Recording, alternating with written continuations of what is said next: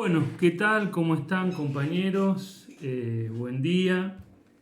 Eh, Vamos a presentar un tema nuevo, o en realidad vamos a seguir con un tema que venimos trabajando para darle un cierre y poder luego abordar el tema de la posmodernidad e ir concluyendo la unidad uno. Bien, vamos a hacer un breve repaso de lo trabajado hasta aquí. Recuerden que cuando finalice esta clase les voy a compartir una breve guía de trabajo con una bibliografía para que ustedes puedan escudriñar y con la cual puedan también apoyarse, además de la clase, para hacer la guía de trabajo. Bien, ¿qué es lo que estuvimos trabajando hasta aquí en forma sintética? Lo que estuvimos trabajando hasta acá fue lo siguiente. Intentamos dar cuenta, describir, conceptualizar esto que se llama capitalismo, ¿sí?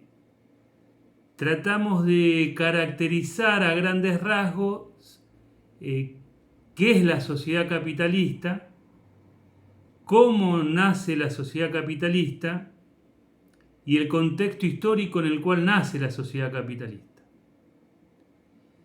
Si ustedes recuerdan la línea de tiempo que tuvieron que hacer, la historia se dividía en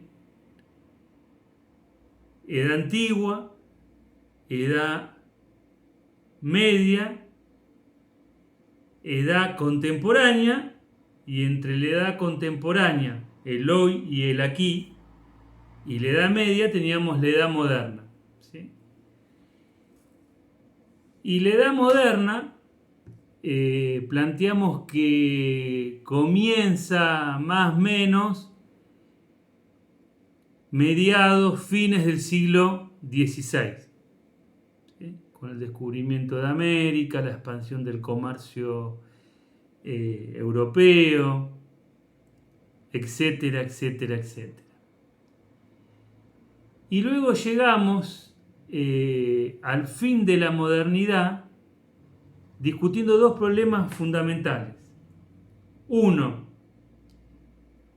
la revolución industrial, y el otro, la revolución francesa, como dos hitos o hechos históricos que daban por concluida la edad moderna y abrían paso a la edad contemporánea, o abrían paso al afianzamiento y expansión de la sociedad capitalista.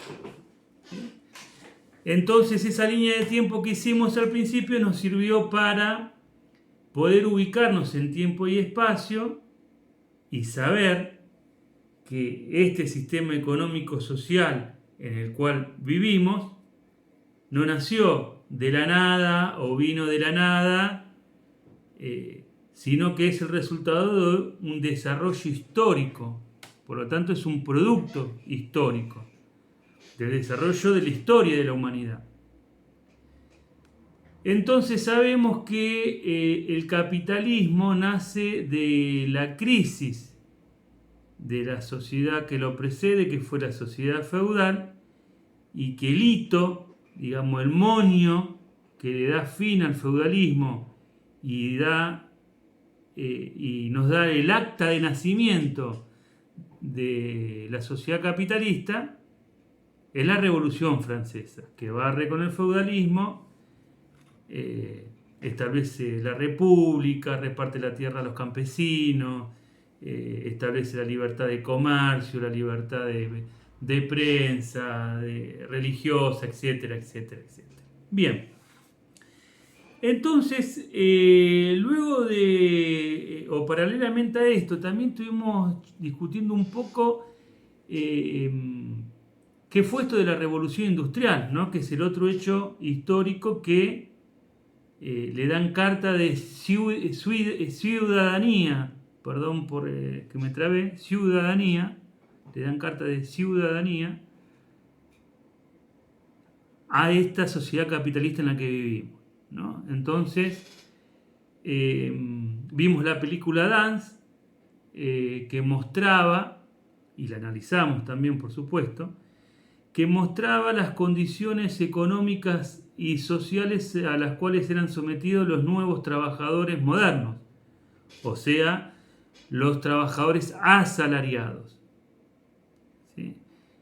Y en esa película se podría observar cómo vivía la naciente clase obrera, cuáles eran sus condiciones de vida, en qué barrios vivía, cuáles eran sus prácticas culturales, cuáles eran sus modos de relacionarse con las otras personas, ¿no?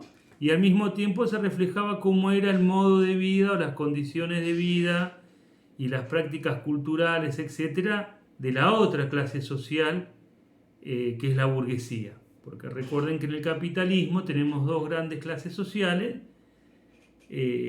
Una es la burguesía o la clase capitalista y la otra es el proletariado o la clase trabajadora. Entonces estas dos clases sociales modernas, que son producto de las revoluciones burguesas, de la revolución francesa, de la revolución industrial, ¿sí?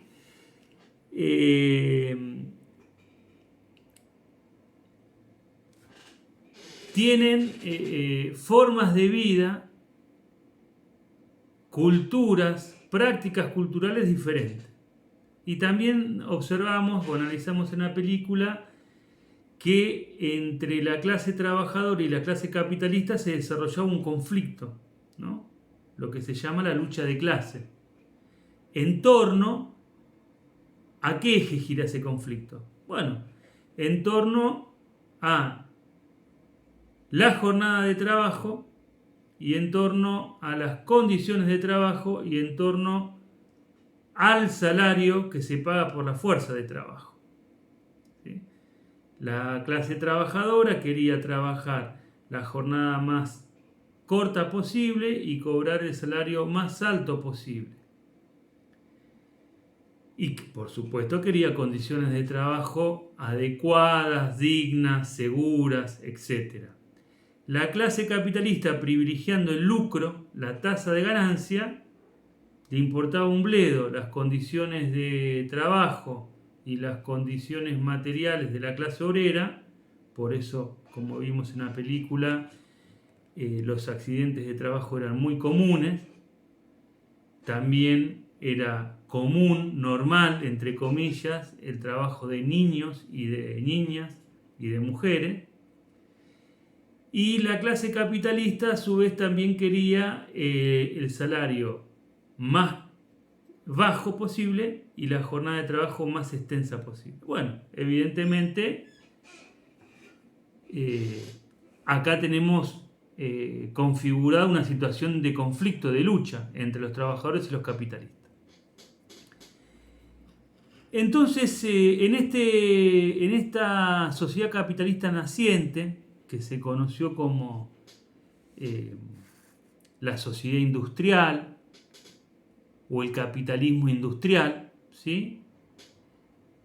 Las características del inicio de este capitalismo industrial planteaban cuestiones nodales como la pobreza, las condiciones de vida de la clase obrera, el analfabetismo,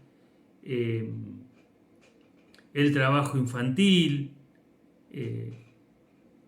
las condiciones de trabajo, el derecho a la organización gremial, ¿no? Muchas cosas que hemos analizado en esa película que quedaron clarísimo, cómo los trabajadores debieron construir, poner en pie sindicatos que organicen a esos trabajadores para luchar contra la clase capitalista por mejores condiciones de trabajo, más salario, la prohibición del trabajo infantil, condiciones de seguridad en los lugares de trabajo, etcétera, etcétera, ¿no?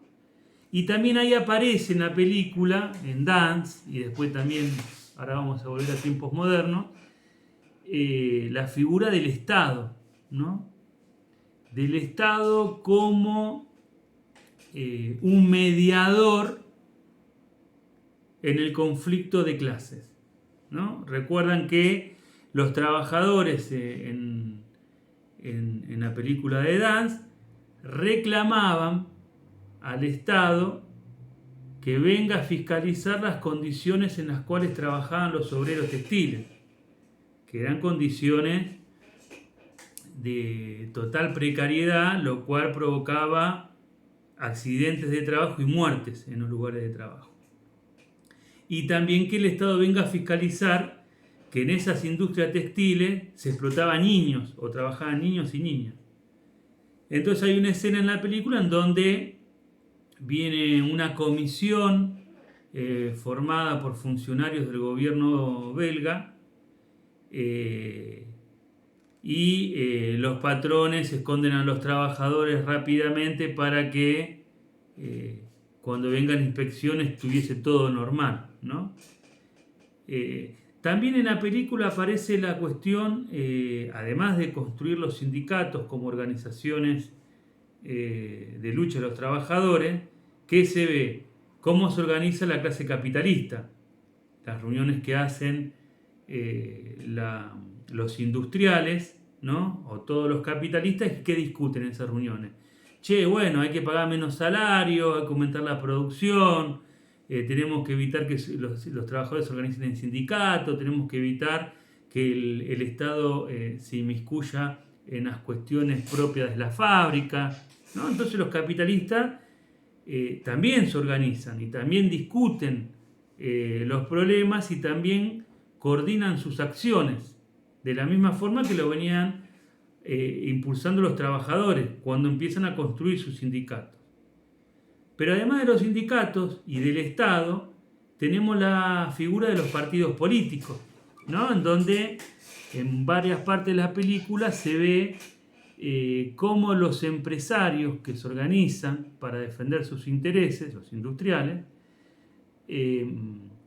a su vez hacen elegir, forman partidos políticos y hacen elegir diputados, ¿no? Para que esos diputados en el gobierno belga representen los intereses de los capitalistas. Y a su vez eso también plantea el problema de que la clase trabajadora tiene que dar la pelea en el terreno político, no solamente en el terreno sindical o en el terreno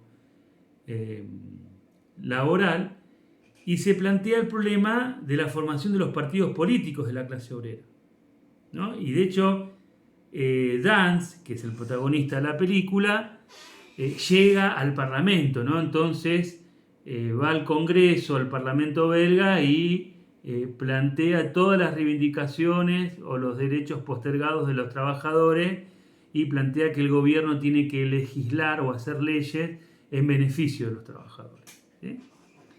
Bien. Y finalmente también, como para hacer un repaso general, está presente en la película Dance la cuestión de los medios de comunicación, ¿no? Porque ustedes recuerdan que cuando Dance llega, que es un sacerdote, que va a este pueblo, cuando llega, va a la casa, creo que de un familiar suyo que tiene una imprenta y él escribe en ese periódico, que era un periódico que reflejaba en general las posiciones de la clase capitalista o de una parte o de una fracción de la clase capitalista. Entonces los capitalistas tienen su periódico, sus medios de difusión y de propaganda política, sus medios para influenciar ideológicamente sobre la opinión pública o el resto de la sociedad. Pero al mismo tiempo vemos que en la película también están presentes los periódicos de la clase obrera, que si mal no recuerdo había dos periódicos que pertenecían a dos fuerzas políticas o dos partidos políticos diferentes, ¿no? Entonces, acá tenemos un montón de elementos que recién estuvimos señalando: Estado, clases sociales, ¿no? O sea, la clase obrera y la clase capitalista, la lucha de clases o el conflicto de clases, los medios de comunicación escritos, ¿no? La prensa escrita, con periódicos que reflejan los intereses o las posiciones de la clase obrera y con periódicos que reflejan los intereses y las posiciones de la clase capitalista. Tenemos la iglesia como institución social, tenemos los sindicatos obreros, las organizaciones corporativas de la clase capitalista que defienden sus intereses, tenemos los partidos políticos, bueno, tenemos una serie de elementos que configuran el cuadro de situación del capitalismo del siglo XIX, ¿sí? Del 1800 al 1900, para poner una fecha. Entonces, en este capitalismo del siglo XIX, tenemos todas estas características.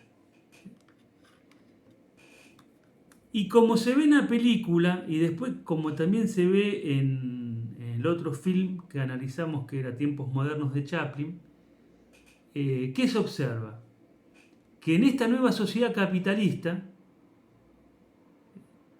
la explotación de la clase trabajadora es bestial. Entonces, ¿nosotros qué vemos en Chaplin? Lo mismo que vimos en la película de Dance.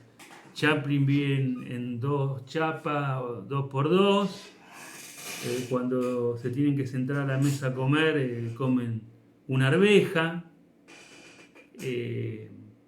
Trabaja todo el día. El salario que cobra no le alcanza para subsistir y vive una pobreza más absoluta. Y además la forma en la cual se desarrolla el proceso de trabajo es diametralmente opuesta a la forma de trabajo de la sociedad anterior, que era el feudalismo. ¿Sí? En la sociedad capitalista, las unidades de trabajo más importantes son las fábricas, lugares cerrados, en donde hay un control absoluto del tiempo del trabajador. O sea, una vez que el trabajador entra a esa unidad de trabajo, entra a la fábrica, ya deja de ser dueño de sí. Está planteado dentro de la fábrica el control total y sistemático y permanente de la patronal sobre el trabajador, ¿no? ¿Se acuerdan que la película de Tiempos Modernos comienza con una escena de esta característica? Una persona que mueve palancas, ¿no? Que está siendo observada por otra persona que está en un monitor, que ese es el capital o el capitalista, que le dice lo que tiene que hacer, y a su vez esa persona que está moviendo palancas dentro de esa pieza controla todos los movimientos de todos los obreros de esa fábrica, ¿no? Y entonces cada obrero realiza una tarea repetitiva, monótona, durante 14, 16 horas, ¿no? Y cobra salario bajísimo que no le alcanza para vivir. Entonces, entre un film y otro film hay un común denominador. ¿Y esto qué provoca? Esto provoca un conflicto social enorme. Durante todo el siglo XIX se lo llamó la cuestión social, que era la pobreza, es decir, la pobreza de las clases trabajadoras y la explotación a la cual era sometida esa clase trabajadora, que era una explotación muy bestial. Y todo esto provocaba a su vez las rebeliones de la clase trabajadora contra la clase capitalista. Y si ustedes recuerdan, yo les había hablado que en Francia, entre la Revolución Francesa, que fue una revolución burguesa, una revolución capitalista que hundió al feudalismo y da nacimiento a esta sociedad moderna, esa revolución francesa que empieza en 1789, recién Francia tiene, digamos, cierta estabilidad política en 1871 o después de 1871, cuando se produce lo que se conoció como la Comuna de París, el primer intento de la clase obrera de gobernar los destinos de la nación.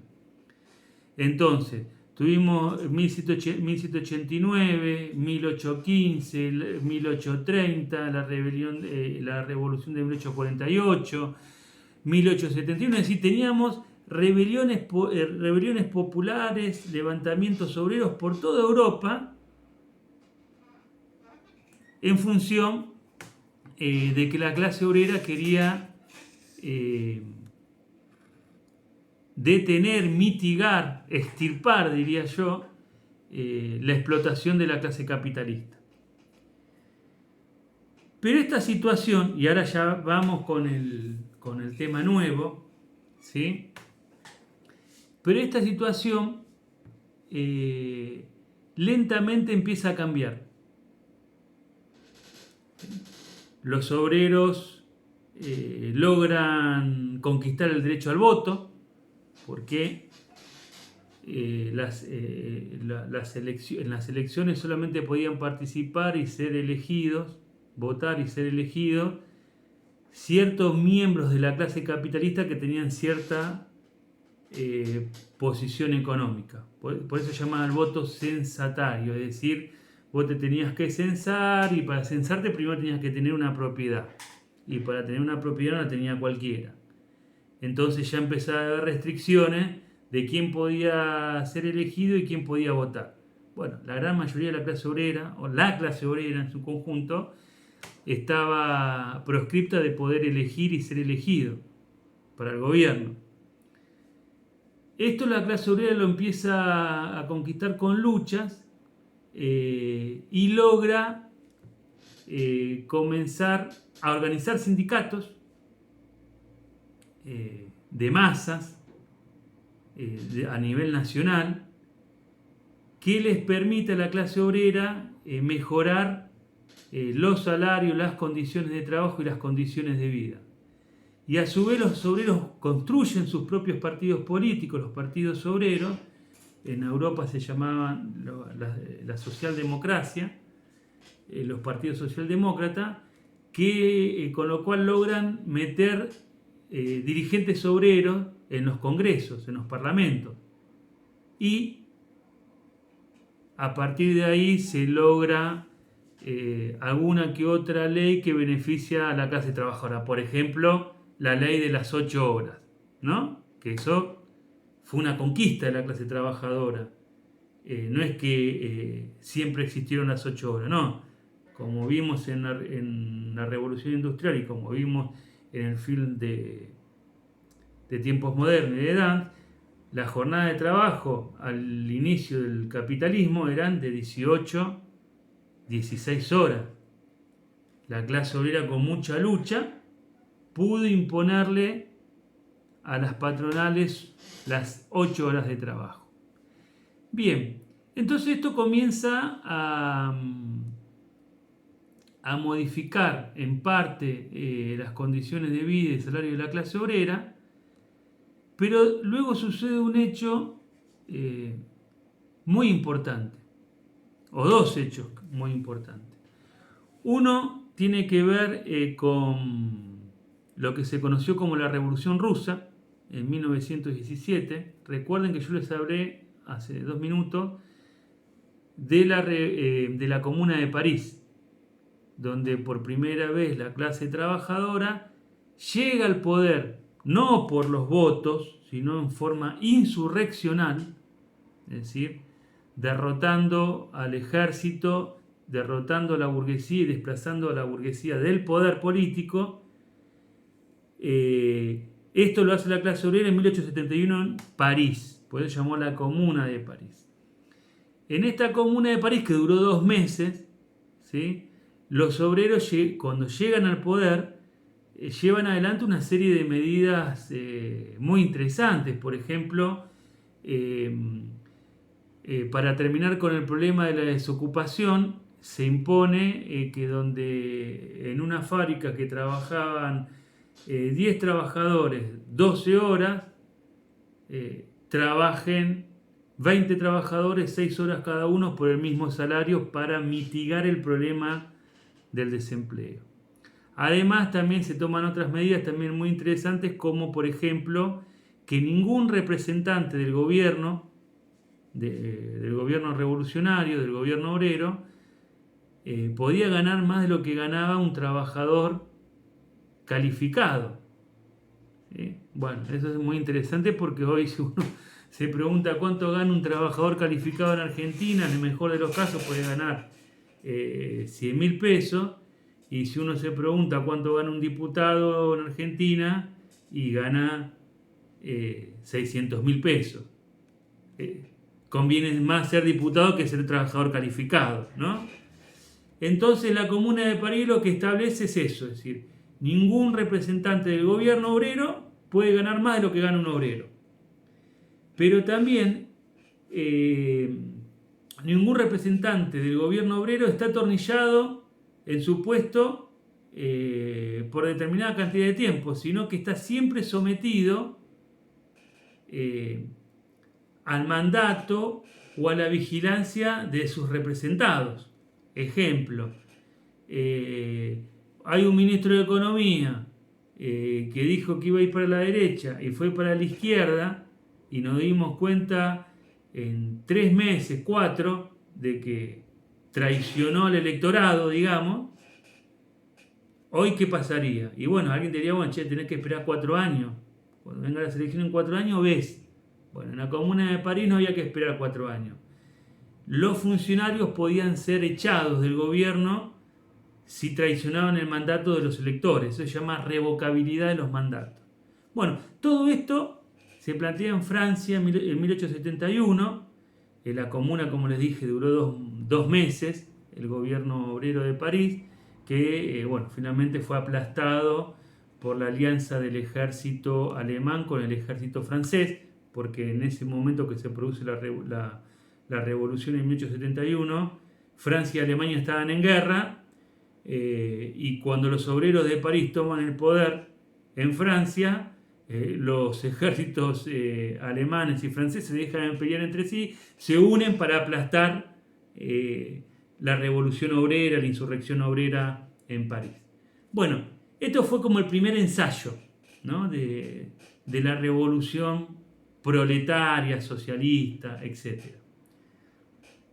Entonces, en 1917 en Rusia se produce nuevamente una revolución victoriosa, que fue la revolución bolchevique, la revolución rusa, que esta triunfa, derroca al gobierno del zar, establece un gobierno obrero, reparte la tierra, aumenta los salarios, establece, vieron que ahora por ejemplo está muy de moda la lucha por el derecho al aborto. Bueno, el primer gobierno de la faz de la tierra que estableció el derecho a la mujer a decidir sobre su cuerpo fue el gobierno revolucionario ruso, ¿sí? Bueno, entonces este gobierno obrero que triunfa en Rusia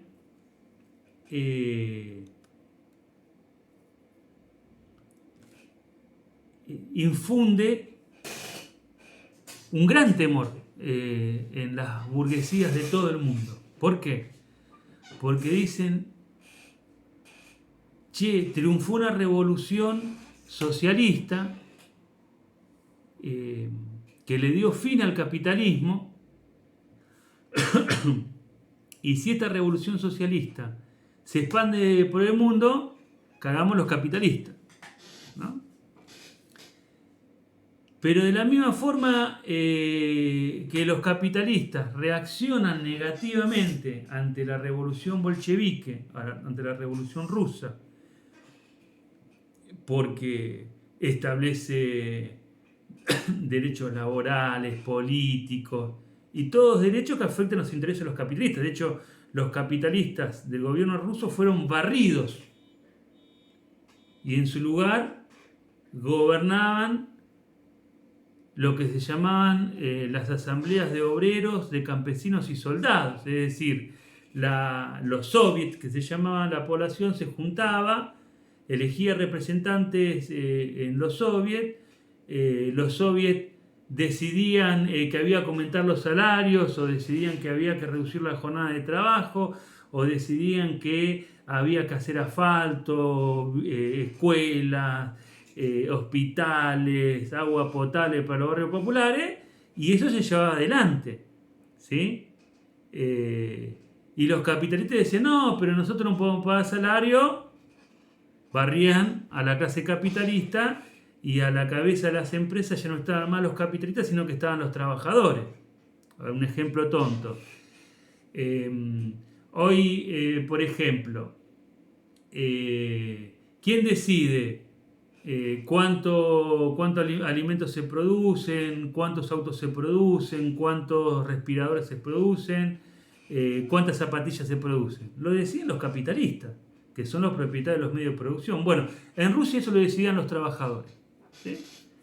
Entonces, evidentemente, los capitalistas estaban en contra de la Revolución Rusa. Y esta Revolución Rusa, en el campo de la clase trabajadora, desplegó enorme simpatía y una enorme esperanza, ¿no? De que si los trabajadores rusos pudieron hacer la revolución, eso era posible en los otros países. Esto, ¿por qué lo menciono? Porque luego del triunfo de la Revolución Rusa, hubieron intentos de revoluciones en otros países de Europa. Es más, la Revolución Rusa era entendida por los revolucionarios como el primer eslabón de una larga cadena de revoluciones mundiales. La Revolución Rusa no podía subsistir por sí misma, porque el socialismo es internacional o no es nada, ¿sí? Entonces la Revolución Rusa, cuando triunfa, empiezan movimientos revolucionarios de lucha en otros países de Europa. Entonces los revolucionarios rusos decían, si nosotros no logramos que triunfe la revolución en Alemania, en Italia, en Inglaterra y en Holanda o en Francia, esta revolución tiene fecha de vencimiento, ¿sí? Entonces, después de la Revolución Rusa hubo intentos de revoluciones en Italia, en Alemania, ¿sí?, en España, y la burguesía los capitalistas empiezan a desesperarse porque dicen, ¿cómo paramos esto? En el medio de ese proceso, ¿sí?, de insurrecciones o intentos revolucionarios en otros países de Europa, luego de 1920, se produce la gran crisis del capitalismo mundial que comienza en 1929, que profundiza todos los problemas económicos y sociales preexistentes.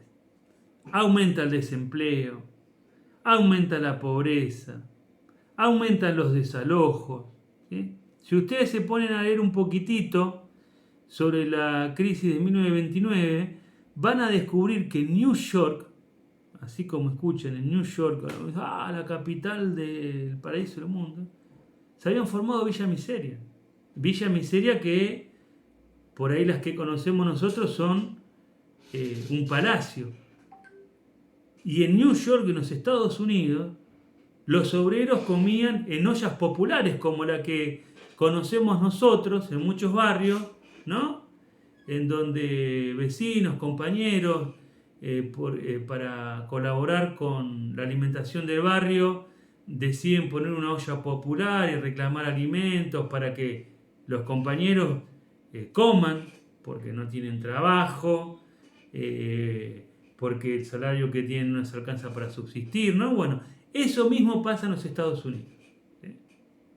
Y esa crisis en los Estados Unidos se expande rápidamente por todo el mundo. Por todo el mundo. Y en todo el mundo crece el desempleo, crece la pobreza, crece los desalojos.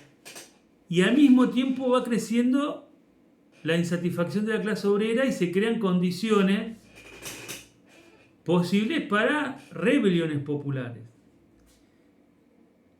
Bueno, esto que describo termina en la guerra, ¿sí? O termina en los preparativos con la Segunda Guerra Mundial. Entonces, a partir de luego del fin de la Segunda Guerra Mundial, donde es derrotada Alemania, donde es derrotado el nazismo, en el mundo entero queda dividido en dos grandes bloques. El bloque capitalista de un lado y el bloque socialista del otro, ¿sí? Luego de la Segunda Guerra Mundial. Entonces se llamó la Guerra Fría. Ahora, para evitar la expansión de las revoluciones socialistas en el mundo, los capitalistas acceden a llevar adelante una serie de reformas o una serie de concesiones que se conoció como el estado de bienestar, ¿sí? El estado de bienestar, ¿qué significa eso? Bueno, si la economía capitalista funcionando libremente no logra darle trabajo a todos los trabajadores, no logra que los salarios de esos trabajadores sean suficientes como para vivir dignamente, no hay salud, no hay educación, el Estado tiene que intervenir en la economía para garantizar un bienestar social. Claro, un bienestar social que haga más atractiva o haga más atractivo al bloque capitalista, o sea, vivir dentro del bloque capitalista que vivir dentro del bloque socialista. Porque les cuento que mientras la crisis del 30 producía desempleo, hambre, pobreza, en el mundo capitalista, en el mundo socialista, es decir, en la Unión Soviética o en Rusia, no había desempleo, no había hambruna, ¿sí? Entonces los obreros dicen, che, pero todo bien con el capitalismo, pero lo otro es mejor. Bueno, entonces, digamos que a partir de 1945 se establece un consenso respecto de la necesidad del estado de bienestar, del estado benefactor, es el periodo, se dice que es el periodo del capitalismo moderno, del capitalismo industrial, con mayor estabilidad y más duradero. ¿Por qué con mayor estabilidad? Y porque el desempleo es bajo, los salarios crecen, mejoran las condiciones de vida de los trabajadores pueden acceder a la educación, a la salud. Entonces, es un mundo en donde el trabajador tiene cierta estabilidad.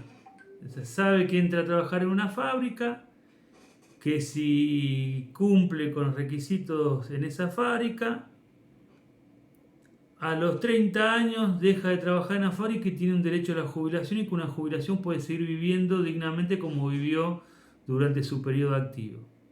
Pero además, en esos 30 años se puede comprar su vivienda. Y además puede alimentar, educar y curar a su familia, ¿sí? Entonces, también el trabajador puede aspirar a que sus hijos, las generaciones que le siguen, lo superen y lo mejoren a él. Entonces, yo trabajé en una fábrica porque no tuve la posibilidad de estudiar o no pude estudiar, etcétera, pero mi hijo puede llegar a la universidad. Entonces viene la idea de mi hijo el doctor, ¿no? Entonces, bueno, siendo un obrero hay una perspectiva de progreso social. Bien, esto es lo que se llama acá, les leo, porque estaba mirando los contenidos, los temas a desarrollar. Bueno, esto es lo que se llama la sociedad industrial, ¿sí? O el capitalismo industrial, ¿sí? En donde había un alto grado, supuestamente, había un alto grado de integración social. Bien. Ahora, lo que vamos a empezar a discutir es la crisis, ¿sí? La crisis de este capitalismo industrial, o de lo que se llamó el capitalismo industrial, o de lo que se llamó la modernidad, ¿no? Porque a partir de los años 70, lo que sucede es que hay una contrarreforma del estado de bienestar y se lo llamó la revolución neoliberal, es decir, volver de alguna manera, lo digo así muy grosamente o muy groseramente, al capitalismo de inicio, ¿sí? Al capitalismo de libre competencia, al capitalismo donde el Estado no intervenía en la economía, ¿sí? Al capitalismo que enfrentaron los trabajadores textiles de la película Dance, ¿no? Entonces esta contrarrevolución neoliberal, neo significa nuevo, o sea, nuevo liberalismo, a partir de fines de los años 70, comienzo de los años 80, se produce en todo el mundo una reforma o una contrarreforma neoliberal. Los capitalistas dicen hay que darle fin total a el estado de bienestar. Y esto tampoco es azaroso, porque en el año ya 1989, yo le dije que esto comienza a fines de los 70, comienzo de los 80, en el año 1989 se produce formalmente la disolución de la Unión Soviética, es decir, se derrumba el bloque socialista. Es decir, ya no hay más un bloque capitalista y un bloque socialista que compiten entre sí, sino ahora hay un solo bloque, capitalismo.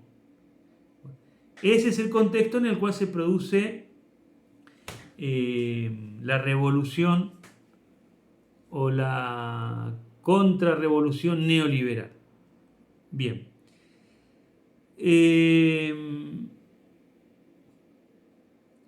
Acá, por ejemplo, en uno de los contenidos de la unidad de cultura posmoderna dice: disolución de la sociedad disciplinaria, la crisis de las instituciones modernas, de la sociedad disciplinaria a la sociedad de control, la aparición de los medios masivos de comunicación.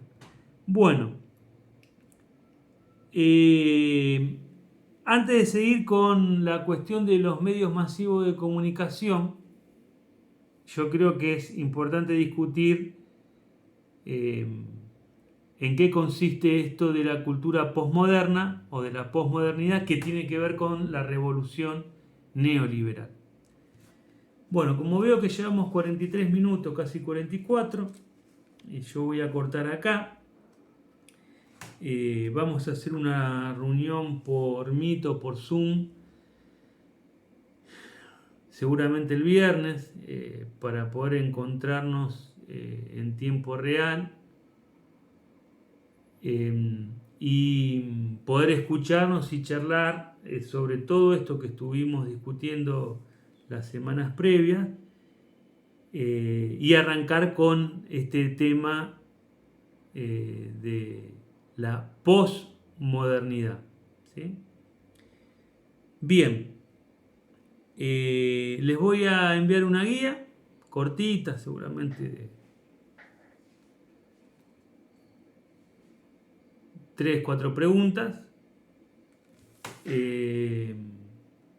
bibliografía para que puedan trabajar esta guía.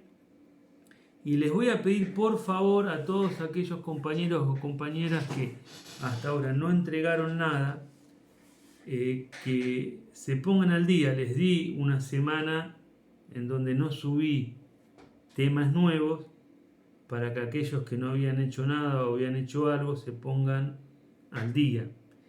Y hasta el momento recibí pocas respuestas, ¿sí? Bueno, les mando un saludo, espero que se encuentren bien.